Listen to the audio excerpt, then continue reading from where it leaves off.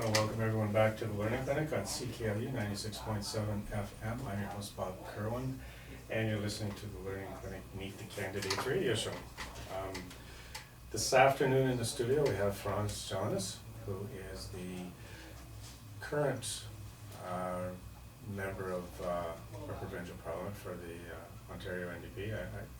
I'm not even sure, Franz, is there a current status in the Ontario legislature? Has it been disbanded because of the writ? No, before the writ, Premier Wynne went to the Lieutenant Governor Friday a week past, and she asked for the Parliament to be dissolved.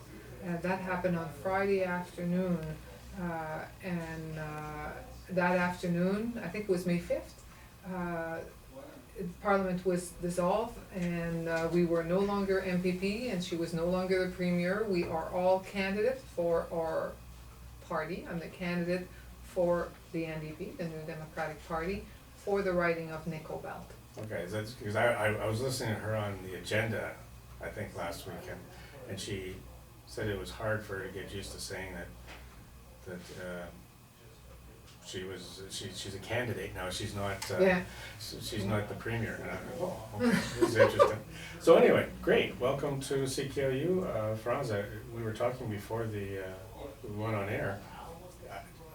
I can't remember, like, just before the last election, we were in here doing the same type of show with the candidate from the Sudbury riding. But today we're here. You're running for Nickel Belt again. You're carrying the NDP banner, and what we want to do is just educate us, teach us, tell us what this is all about from a candidate's point of view, and from a governing point of view, and from the provincial point of view, and let us know what's going on. Oh, sure.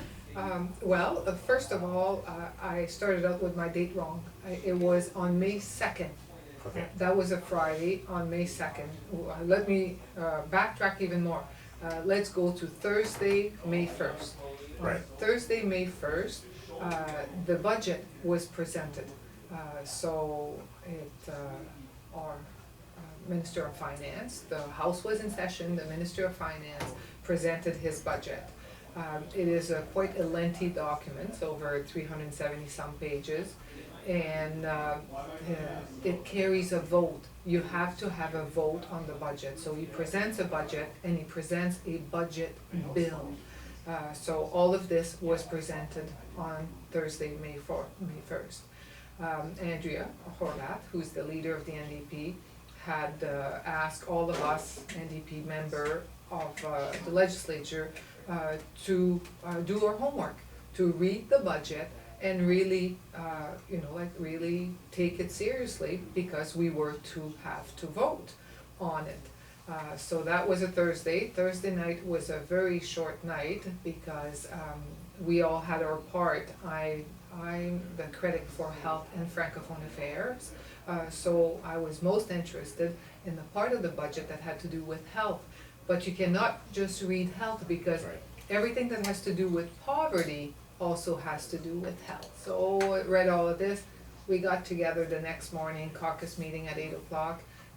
By 10 o'clock, the decision had been made that we were going to vote no to the budget when the budget came, unless, like something drastic of some kind of a misunderstanding of the budget. Mainly in my part, mainly because there were so many promises being made in that budget with no money to back them up. If you look specifically at healthcare, they were making promises of $4 an hour increases to the pay of the PSW, the personal support workers. The personal support workers are the people that delivers home care. Their wages are barely above minimum wage. They don't get paid travel times in between. Do they deserve a raise? Absolutely. They're mainly women working basically minimum wage or less, and they deserve.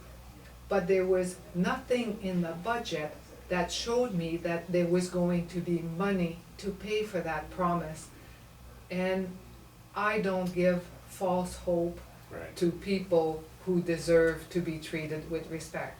So that was my part, but in education was the same thing, and in every ministry was the same thing. So we said, this is no good, we're not going to support something where they make, in total, there were 70 promises made in the budget. None of them, well, I shouldn't say none of them, for many of them, there was no way to see how were they going to find the money to pay for those promises. So I felt very uncomfortable, and so did my colleagues, so we voted it no. You have to realize that in 2012, when the budget came, they made us 3 promises. They promised us that there would be a financial accountability officer in place, so somebody to look at the numbers before they become public, to ensure the public that the money was there, the money was going to be used to good ends. And they promised us that this would be ready by December 2013. Well, we were now into the beginning of May, like 17 months later, it was nowhere to be found. They had promised us a 15% decrease in auto insurance rate. I don't know if you've checked your auto insurance lately, but I've checked mine. I haven't found anybody who's seen it go down 15%. And they had also, they had made us a promise of taking away the wait list for home care to a maximum of 5 days. In our area, there are people who wait 5 and 7 months to get the home care they need, and this does not happen either. So they had made 3 reasonable promises that had all been financially accounted for, that they did not keep. Now they were making us 70 promises where we could not find where the money was coming for, and we said, no, this is not reasonable. At this point, we're giving people false hope that also, and there's good things in those promises, like, don't get me wrong. Some of those promises are really good, are things that I want to see happen, but I'm not going to say this when I don't have the money to back them up to make them happen. So that was at 10 o'clock in the morning. So Andrea did a press conference and said that she was not going to support the budget. In theory, we should have debated it for about 2 weeks and then taken the vote 2 weeks later. Those 2 weeks, in our minds, were going to be used for, there was quite a few important bills on the docket that all parties agreed to.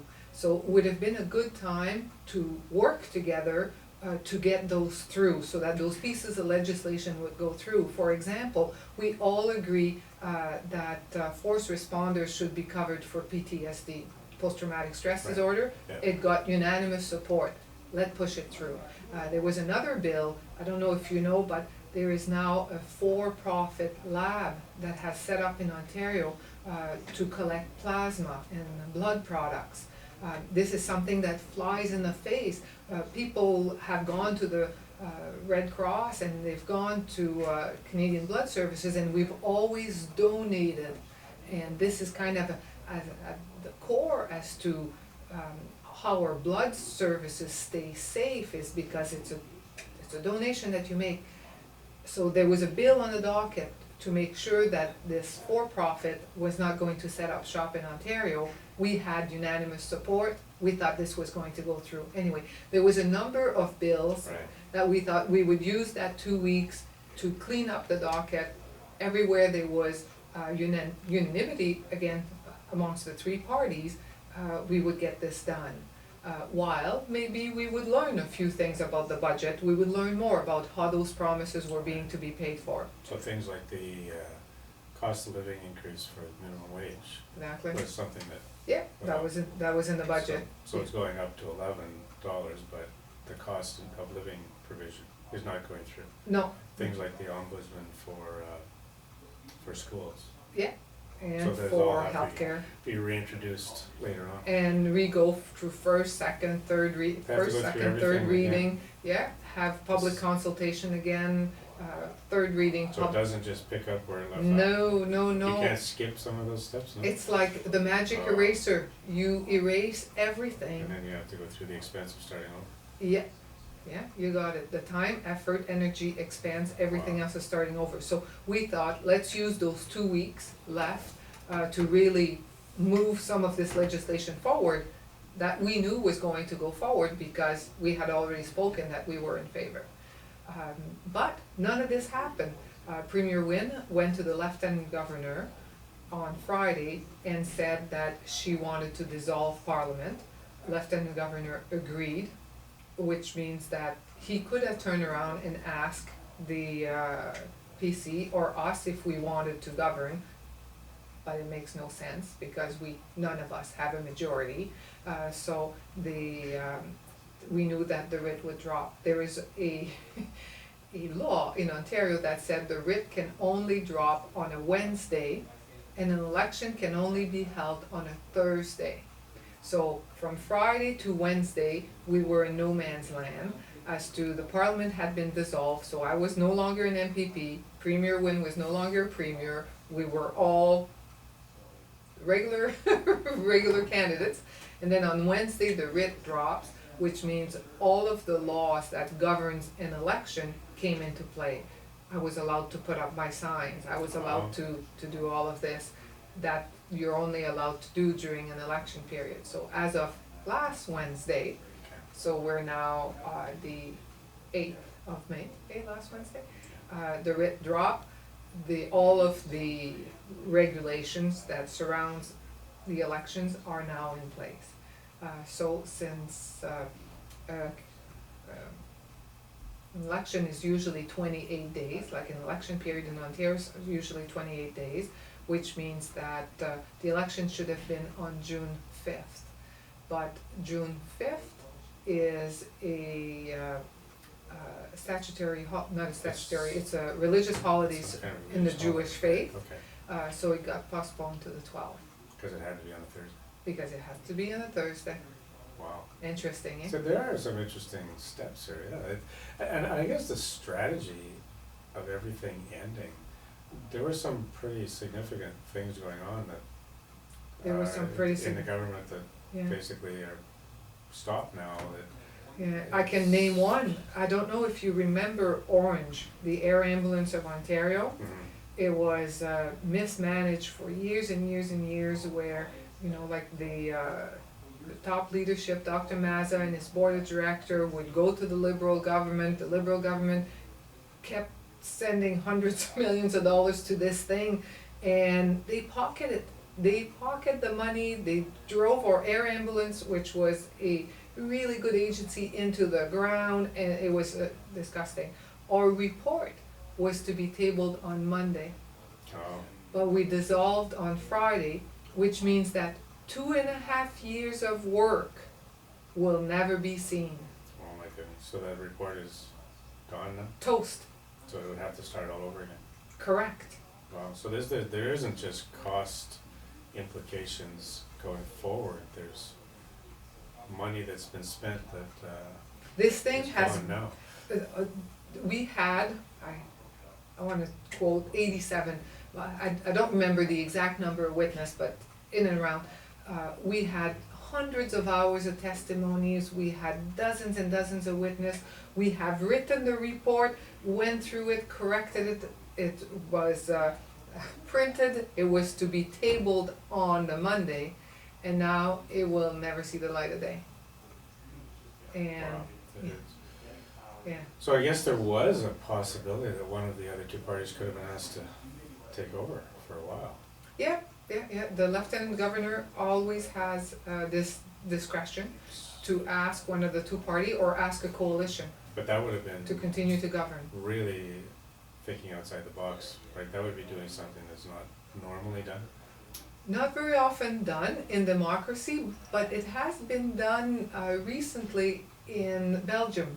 Okay. Belgium, when is functioned pretty well, a democracy very similar to ours, and when the majority decided they couldn't govern. They went to the lieutenant governor to say to dissolve, and the lieutenant governor refused and said, no, you will work it out with somebody else to make it work. So it does happen. It did not happen in this case, and I don't want to pass judgment on our lieutenant governor. He did what he thought was the best for Ontario, and even the pressure facing the NDP. I mean, you know, I don't have any political affiliation, but when I look at the pressure, knowing that your no vote was going to result in an election, and knowing that there are lots of things on the table that would have been nice to see going through, I guess your biggest discussion in the morning on that, on the 2nd of May was,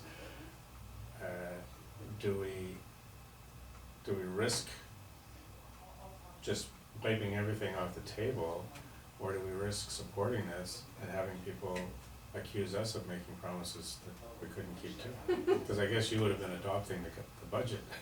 we would have been adopting a budget that, you know, like when I looked at my part and said, you know, like some of the promise in there, I kind of checked the box, yeah, we can do this. We or they, yes, this can be done. I don't think so, and this, like, they're really being disrespectful by putting that forward, because I know this is not going to happen. So you go through those 70 promises, this is completely disrespectful. There is no way that they are going to be able to do this. For a lot of it, there was not one penny in the budget to support it. Right. It's like, what are we talking about? You know, like the pension plan. Pension plan is something that we have been pushing for a long time. We want people to have respectful wage replacement once they retired. If you've worked all your life, there should be a way for all of us to put money aside for when we retire.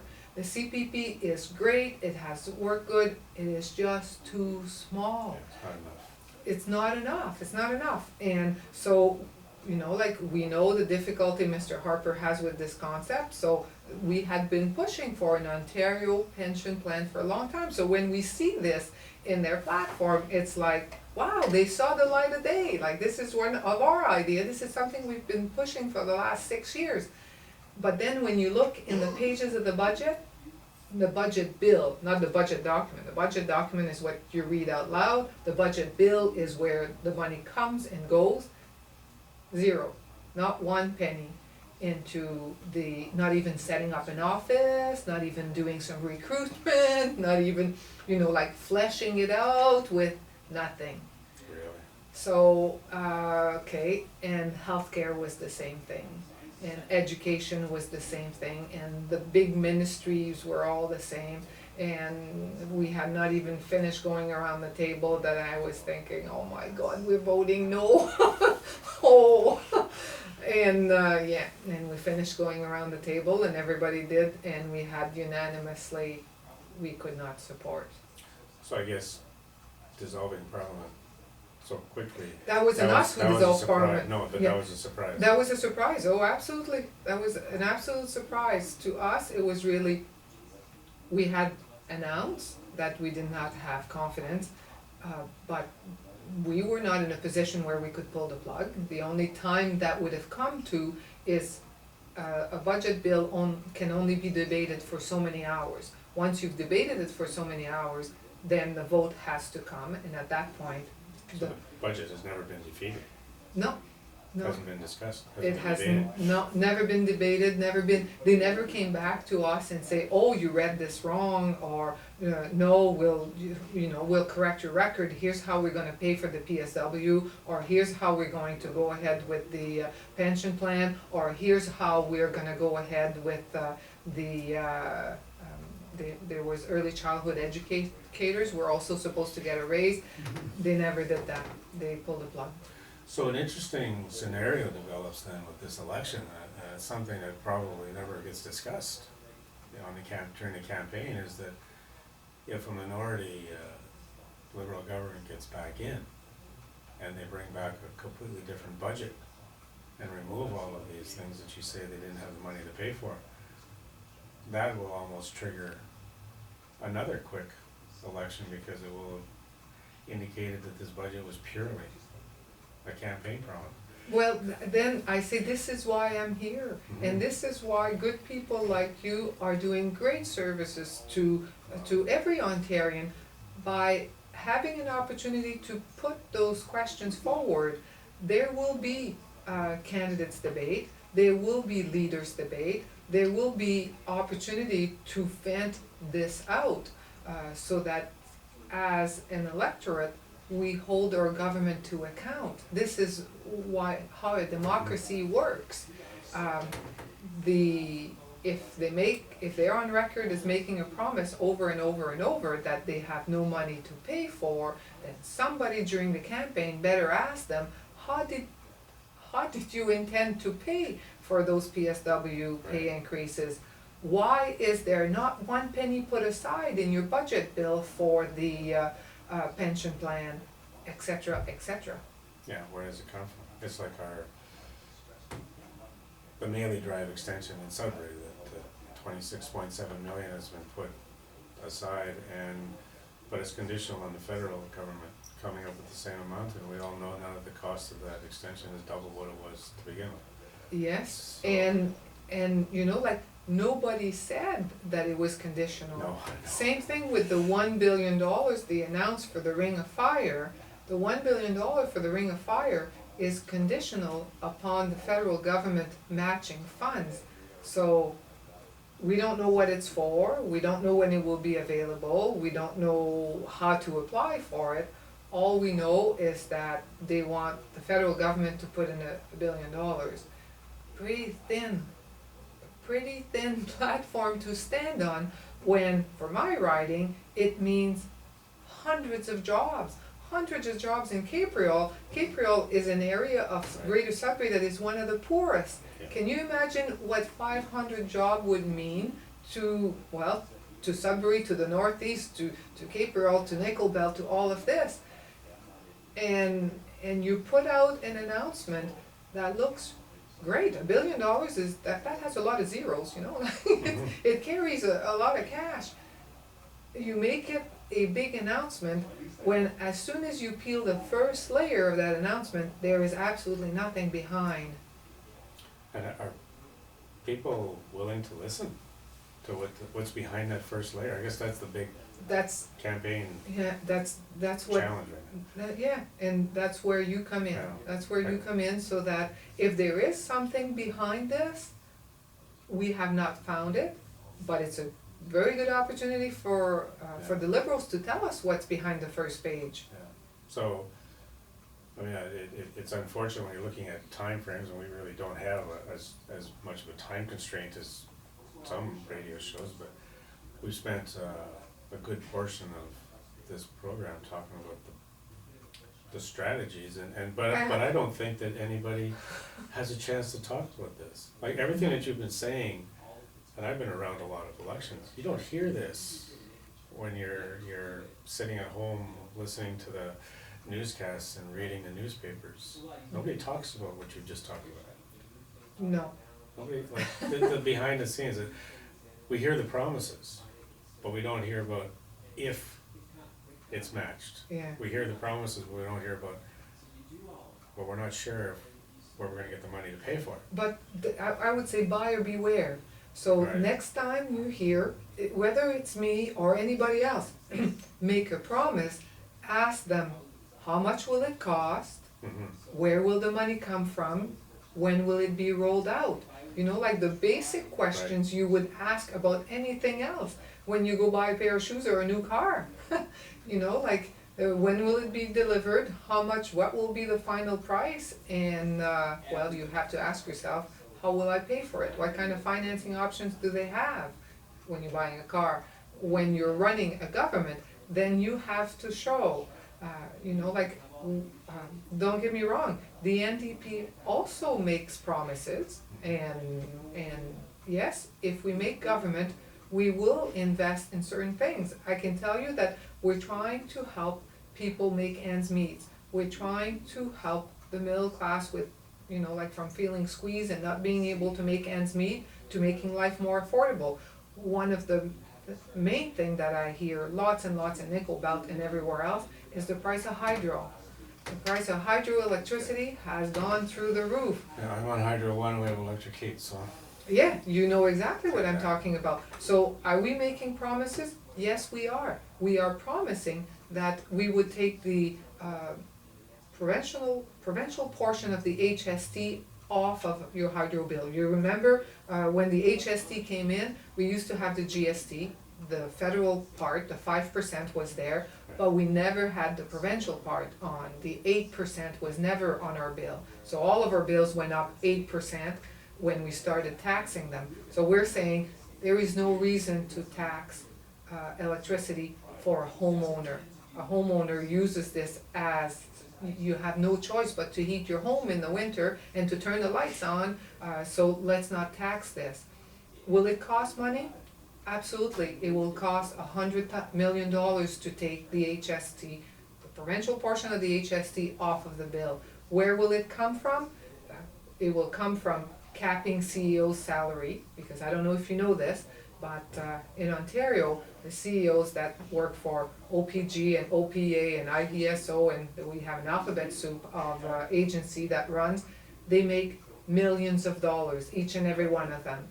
In Manitoba, that has a system where all of those CEO is in one person only, he makes $370,000 a year.